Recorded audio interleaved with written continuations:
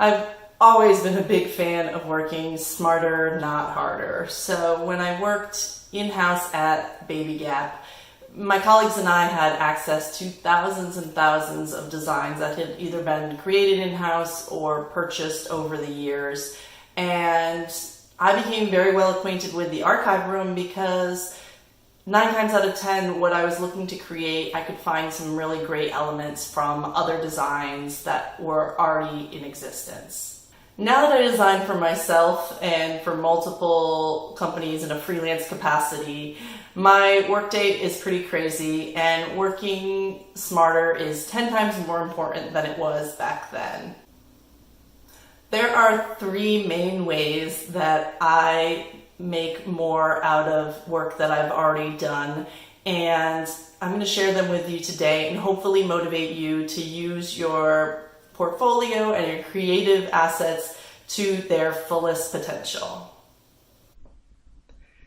It's no secret that a new color scheme can make a pattern or illustration have a drastically different feel.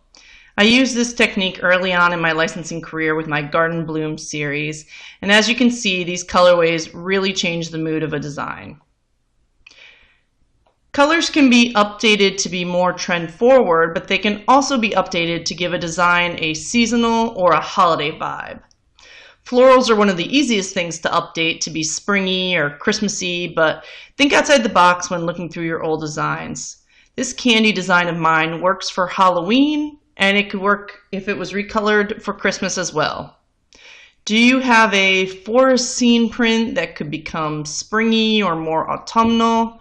How about champagne glasses for New Year's and then again for a wedding? I work primarily in Adobe Illustrator, and it makes recoloring pretty painless with the recolor tool.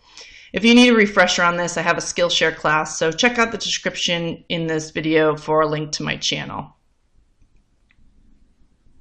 The second way to best leverage the work you've already done is to create new layouts for the same theme or motifs. I designed these video game patterns as one of my very first efforts to get into art licensing with quilting fabrics as my end product goal. I probably designed these in 2013. Let me tell you kids, dreams do come true. It was first licensed as a single print by a major fabric company, but they asked me to recolor it. And then they ended up tweaking the colors even further before producing it. A few years later, I signed with Camelot Fabrics, and they produced it in its original colorway, but asked for a few different prints to really drive home the video game idea. So I created some additional prints to go along with it. Let me give you a hot tip on art licensing from my 6-7 years experience. I have hundreds of designs, and unfortunately the majority of them have not been licensed. If you find that one design is licensed by multiple companies, capitalize on it. Create additional art around those motifs. So I realized that, if that video game design had been used from 2 different fabric companies, that it would be good for other products. So I created additional art, a birthday invite and a greeting card. And my hunch was right because the greeting card art was licensed as a gift bag and a greeting card, which was through 2 different companies. So 2 additional licenses on the same imagery. So look at your portfolio. Do you have patterns that could be cards where you take out some images and use it to make a standalone illustration for a notebook, a greeting card, anything like that? How about cards that have so many great motifs in them that you could make it into a lovely print? Maybe your cards could be a good rug.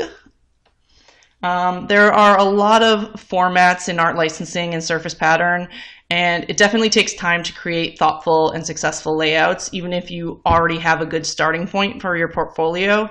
So I'm not suggesting that you make every pattern into a greeting card and vice versa, but sometimes reworking designs into new layouts can make them into something totally new and saleable.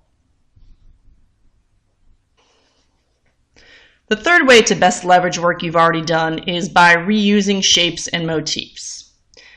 My ability to draw anatomically accurate animals is middling at best. And since Christmas rules everything around me, Cream, I've drawn a lot of reindeers in my day. And let me show you an example of an average sketch that I've done without looking at examples.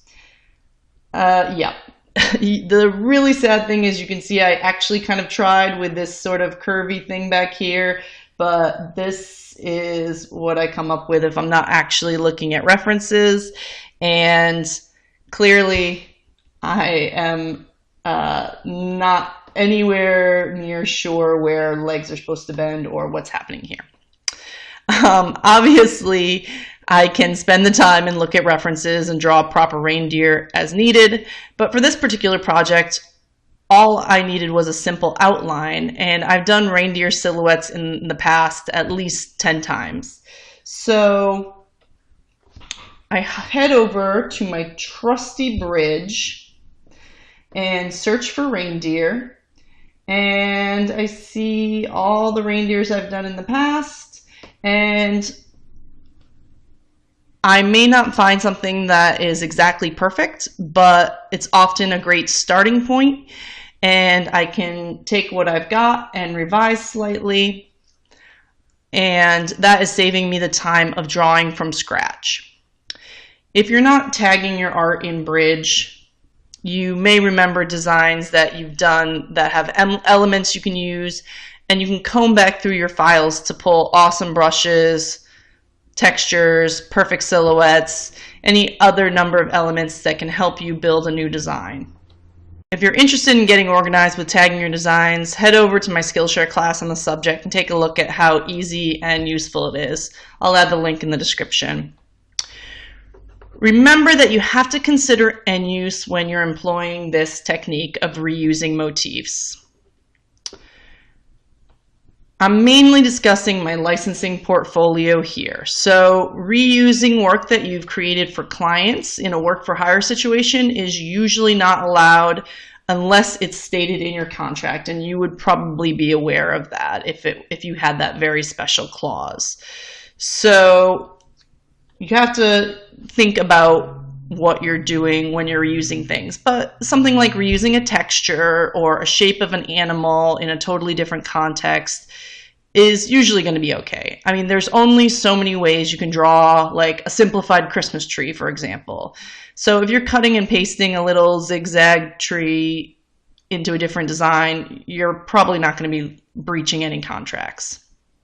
I wanted to leave you with one last bonus tip. And this idea is really only going to work on a select few of your designs, but in addition to adding seasonal appeal to your everyday designs by changing the colors, making a floral more Christmassy by adding, making them more red and white versus pink and orange, you can refresh a design by adding extra seasonal elements. So here are some examples of a dog print where I put some snowy, winter sweaters on them, or this could have been a robot from something else that then I added some birthday elements to. Graduation caps on your whale print, Santa hats on your mermaids. Give it a try. It could just be the twist a potential licensor is looking for.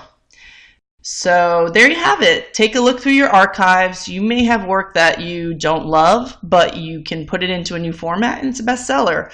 Or you may have a piece that you feel is so strong, but for some reason no one has picked it up for purchase or licensing. Try a fresh palette, maybe give it a seasonal vibe. It could really turn things around. Thanks for watching.